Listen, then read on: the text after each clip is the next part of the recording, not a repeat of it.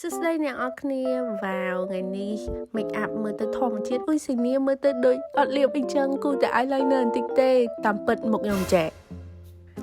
Yes អ្នកនរគ្នា this is my face ទៅងូតទឹកហើយនឹងណាទៅកក់សក់អីចឹងទៅក៏ពិតរត់ដល់ងើបមកគឺមុខអញ្ចឹងមិនមុខអញ្ចែកទេដោយសារតែយើងចេះ make up អីចឹងទៅមើលទៅរៀងគ្រាន់បើជាងមុនបន្តិចអញ្ចឹងថ្ងៃហ្នឹងខ្ញុំនឹងមកបង្រៀនអ្នកនរគ្នាថាធ្វើម៉េចកុំឲ្យ look like this យើងមករៀនផាត់មុខស្រួលៗបែបធម្មជាតិមើលទៅដូចយើងអត់ផាត់មុខក្រាស់ទេហើយយើងអាចចេញទៅណាមកណាគេមើលមកថាអុយដូចមុខយើងស្អាតស្រាប់អញ្ចឹងណាយ៉ាអញ្ចឹងឥឡូវតោះយើងកុំឲ្យខាត់ពេកកុំឲ្យនៅមុខអញ្ចឹង let's go អាប់ថ្ងៃនេះគឺសាមញ្ញមែនតើដោយសារតែមានគេ request លក្ខណៈដូច make up នៅផ្ទះធម្មតាឬមួយក៏ make up ថតរូបលេងអញ្ចឹងណាតែរហូតដល់អ្នកនរគ្នាដឹងហើយគឺខ្ញុំប្រើតែរបស់កូរ៉េឯងអញ្ចឹងនៅក្នុងវីដេអូនេះគឺខ្ញុំប្រើរបស់ថៃសុទ្ធគឺ brand Mistin ដែលអ្នកនរគ្នាដឹងហើយ brand make up លេខ1នៅប្រទេសថៃហ្មងមានជាង 4000 មុខប៉ុន្តែថ្ងៃនេះគឺខ្ញុំបានប្រម៉ូអាវ៉ាន់របស់ Mistin ទាំងអស់អញ្ចឹងមកលាបនៅលើមុខអញ្ចឹងដំបូងខ្ញុំនឹងចាប់ផ្ដើមជាមួយនឹង spray បាញ់មុខ Mistin Fresh Up Mineral Water អញ្ចឹងនេះគ្រាន់តែបាញ់ឲ្យមុខយើងមានសំណើមជាងមុនដើម្បីឲ្យ make up ចូលបន្ទាប់មកយើងអាចភ្លេចបាននេះគឺ sunscreen លេខការពារកម្ដៅថ្ងៃខ្ញុំនឹងប្រើជាមួយនឹង Mistin Aqua SPF 50 PA+3 sunscreen ចឹង this sunscreen supposed to be like matte ហើយវាស្រាលនៅលើមុខយ៉ាងណាចឹងអ្នកនរគ្នាបើភ្លេចអីក៏បានដែរតែកុំភ្លេចលេខការពារកម្ដៅថ្ងៃកុំឲ្យមុខយើងជ្រួញ should we try TikTok ថាដាក់3ម្រាមដៃយកអ្នកនរគ្នា so let's try ដាក់3ម្រាមដៃ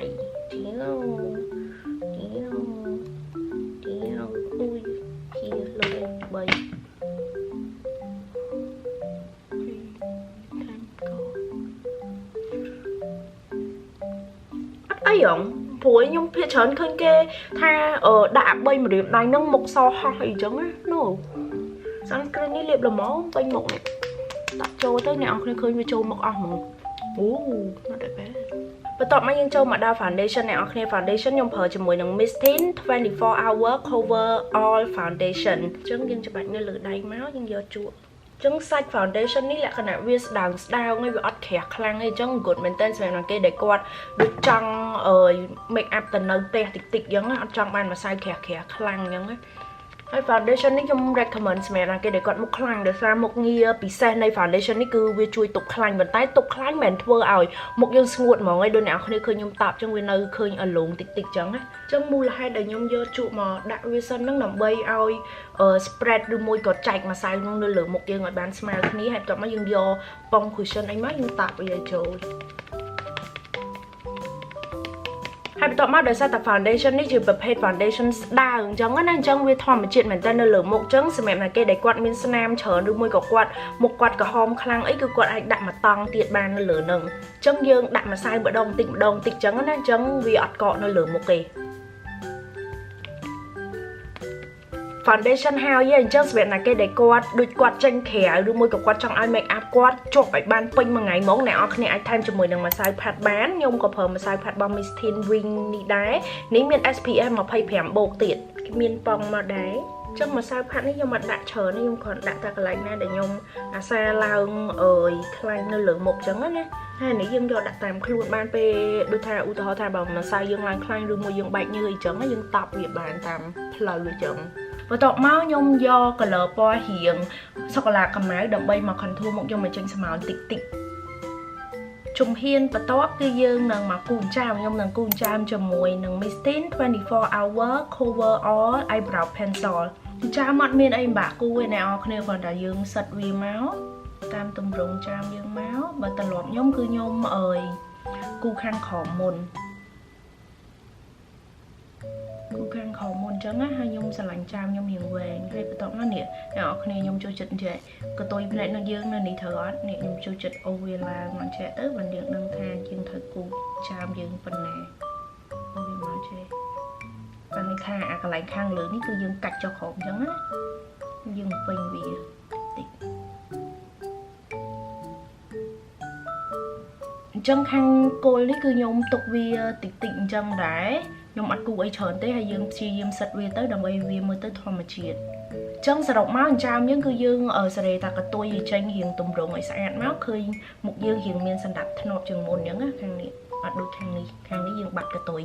អ Trongបន្ទាប់មកយើងចូលដល់ផ្នែកយើងហ្មងអញ្ចឹងផ្នែកយើងគឺខ្ញុំនឹងប្រើជាមួយនឹង eyeshadow របស់ Miss Thin នេះដែលមានឡើង12ពណ៌អ្នកនរគ្នាអញ្ចឹងពណ៌របស់គេនឹងលក្ខណៈមានតាំងពីពណ៌មាសបែកចូលមកដល់ពណ៌សូកូឡាហើយមានបែករៀងទឹកក្រូចអញ្ចឹងណាអញ្ចឹងយើងមានច្រើនជម្រើសមែនតើហើយបើអ្នកនរគ្នាទិញមកប្រអប់នេះគឺគេមានជក់មកឲ្យស្រាប់ហ្មងស្រួលយើង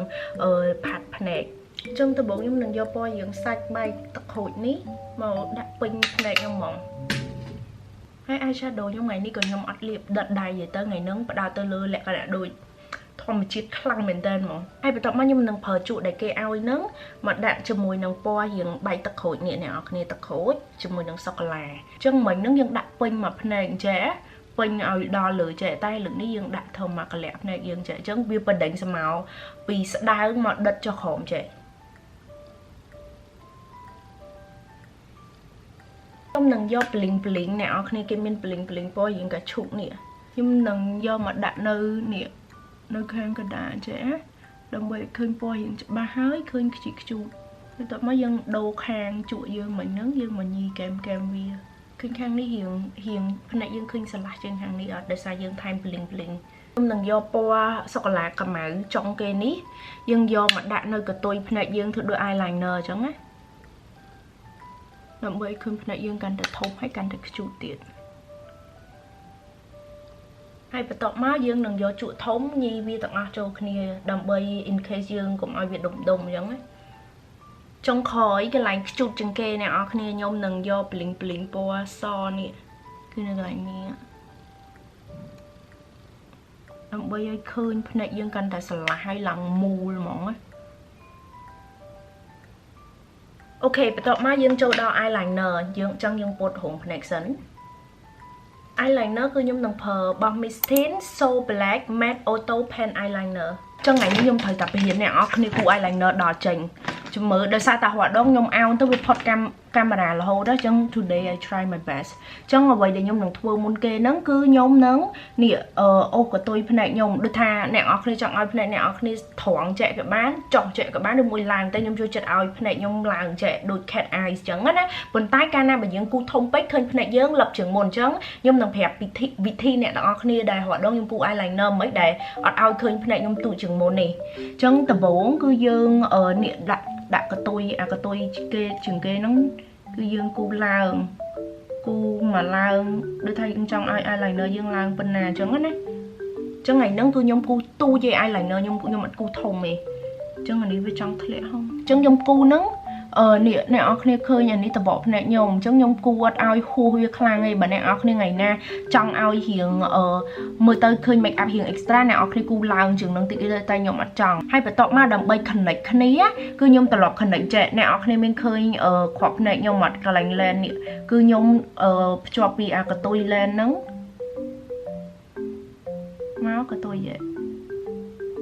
ឃើញអត់អ្នកនរគ្នានឹងឃើញវាមិនបានថៃកោណមួយហើយបន្ទាប់មកយើងពេញហើយយើងព្យាយាមសេរីស្រង់ធ្វើម៉េចឲ្យវាមើលទៅត្រូវជាមួយនឹងភ្នែកយើងអញ្ចឹងអានឹងទម្រង់ដែលខ្ញុំគូ eyeliner រាល់ដងកែអីអញ្ចឹងអ្នកនរគ្នាអាចយកសលេចវាលើកជិះឲ្យមកជូតវាកែមឲ្យវា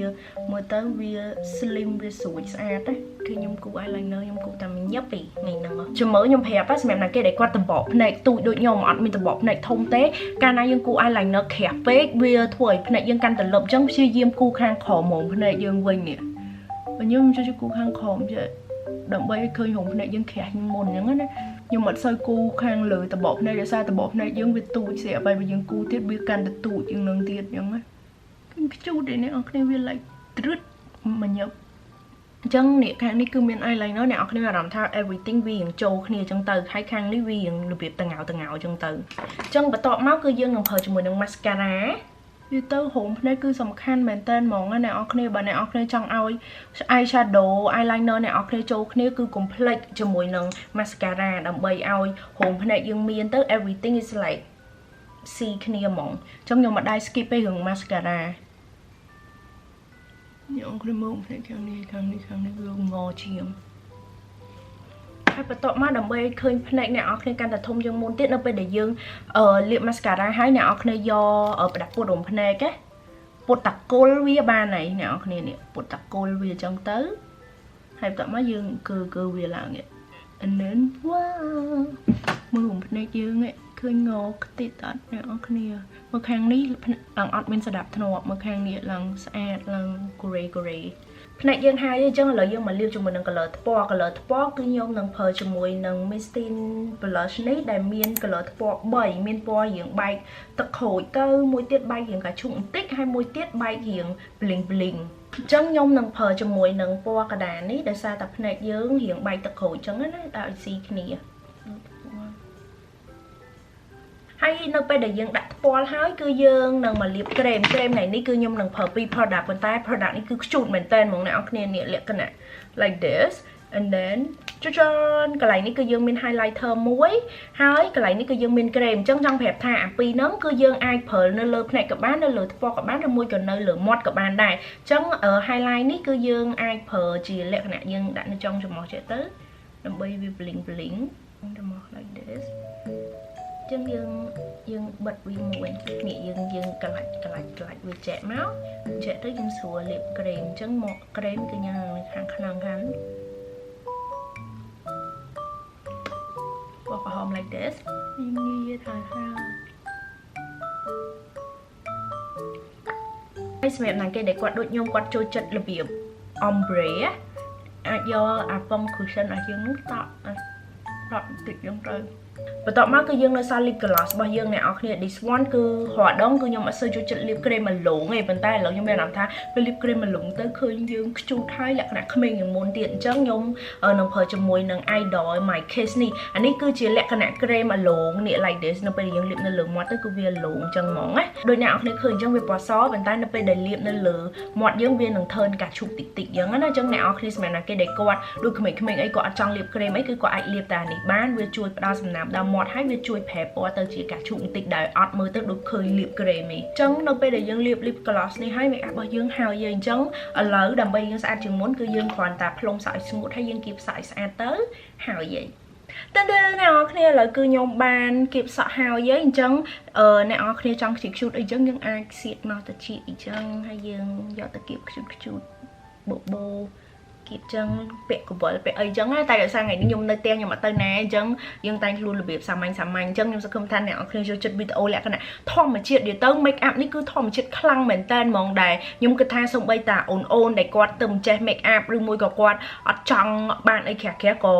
អាចធ្វើ make up នេះបានដែរសំខាន់អវ៉ាន់នៅក្នុងវីដេអូនេះគឺតម្លៃធូរថ្លៃសឹងតែទាំងអស់ហ្មងអ្នកនរគ្នាអវ៉ាន់ Mistin គឺល្អហើយសំខាន់គុណភាពខ្ពស់តម្លៃសមរម្យខ្លាំងមែនតើសំខាន់បើអ្នកនរគ្នាមើលដល់ចប់ខ្ញុំមាន discount code សម្រាប់អ្នកទាំងអស់គ្នាអញ្ចឹងតម្លៃសមរម្យហើយបើអ្នកទាំងអស់គ្នាកំងតាមប្រើ discount code នេះគឺអ្នកទាំងអស់គ្នានឹងទទួលបាន 20% off ទៀតសំខាន់សម្រាប់អ្នកគេដែលគាត់មើលវីដេអូនេះហើយ30អ្នកដំបូងដែលកំងអវ៉ាន់ពី Mistin គឺនឹងទទួលបានកញ្ចក់ LED មួយដែលកញ្ចក់ឆ្លុះមុខហើយយើងបើកភ្លើងបានអញ្ចឹងគឺចំណេញមែនតើអញ្ចឹងអរគុណ Mistin មែនតើដែលបាន sponsor this video ហើយសម្រាប់អ្នកគេដែលគាត់ធ្វើការកំងវ៉ាន់ផ្សេងៗអាចសួរព័ត៌មានបាននៅ account ដែលខ្ញុំ mention នៅខាងលើបានអញ្ចឹងវីដេអូថ្ងៃនេះមានតែប៉ុណ្្នឹងទេសង្ឃឹមថាអ្នកទាំងអស់គ្នាចូលចិត្តហើយជួបគ្នានៅវីដេអូក្រោយបាយបាយ